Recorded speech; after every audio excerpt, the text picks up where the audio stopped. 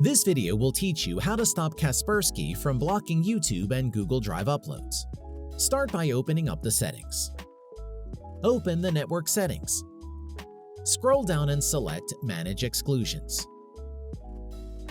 Press Add. Enter one of the domains shown on screen. If you're only having issues with one of the sites, then you only need to add the corresponding domains. Set the status to Active, then press Add. Repeat the process for the other necessary domains. Close.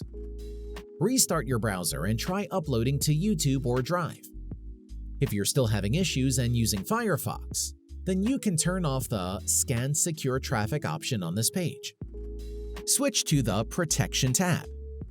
Select Web Antivirus. Expand the Advanced Settings. Scroll down to the URL Advisor heading.